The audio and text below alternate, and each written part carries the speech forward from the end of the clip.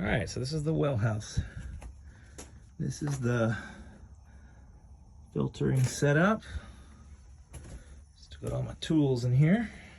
I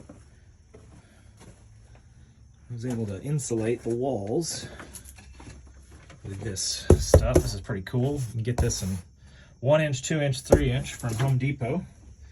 A lot cheaper than the spray stuff. I put some plywood on, but this is there's the well output from the ground.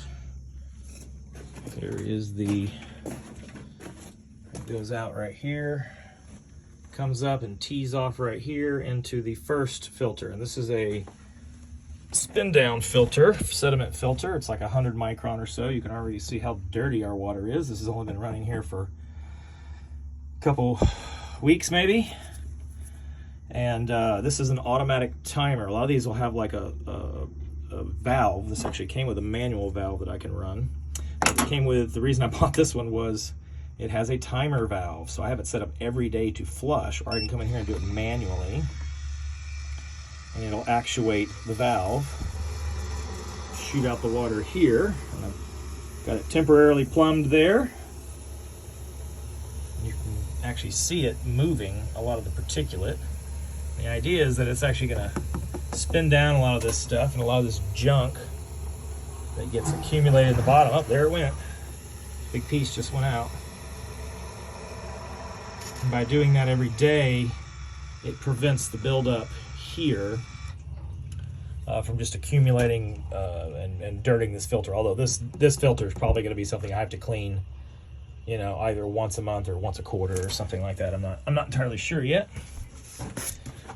That'll be a maintenance. It sure beats having to clean out all my faucet filters and my appliances. So, all right, so the unfiltered water goes across top here to the next stage, the big blue filter, and this is like I believe a 5 micron, and you can see I got a bit of a leak going on here, so I've got to address that. But I decided I was done with this, and I'll just whenever I pop this off to look at it, I'll address that. It's a real slow leak, and I'm leaking onto rocks, so it's not a big deal.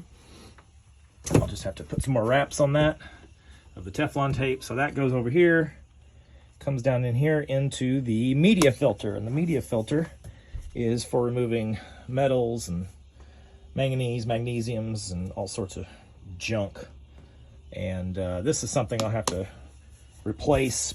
They say it has like a 10-year lifetime, so it's like a zero maintenance, 10-year lifetime. It's got a head up here that has a Wi-Fi connection, so I can actually, you know, Wi-Fi to it with my phone and figure out how many gallons it's done and set some parameters on it. All right, so that clean water comes out here and then heads over here to the UV filter. And the UV filter runs up here, and it's got a little control box, and maintenance on that is like once a year. This has a light bulb and also a tube that degrades over a year, and so you have to replace both the tube, clear crystal tube, and the light bulb every year, and you're looking at a couple $100 expense for that.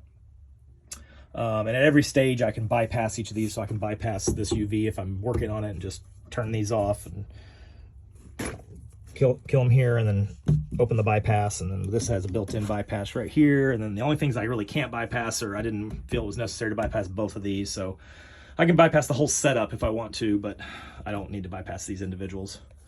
At that point, it's like, well, if you're bypassing a filter, why not just run completely unfiltered water? So it doesn't make sense. And so then that pure, clean, delicious water is coming up here. Just installed a little air purge valve last night. I'm not entirely sure it's working. I gotta debug that a little bit. Come up here, and then it goes down here to my air pressure gauge. And I'm getting roughly right now about 50 PSI on the fresh side of my filters, which is cool. That's not bad at all. I've actually dialed up my PSI on the tank from 40 cutoff to a 50 cutoff because I wanted a little bit more pressure at the house, and that has worked brilliantly. My well guy told me this tank, this is a bladderless tank, max PSI on this is 75, so I'm going to run like a 50-70, so 70 at the top end, 50 at the low end. And so far that's been working really great.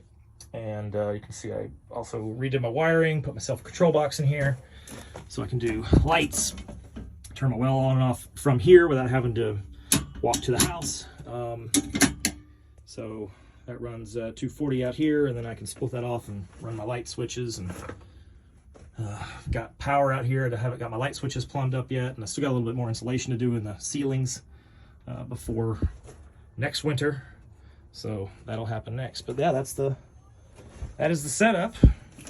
It's cozy, but so far so good. So there you go.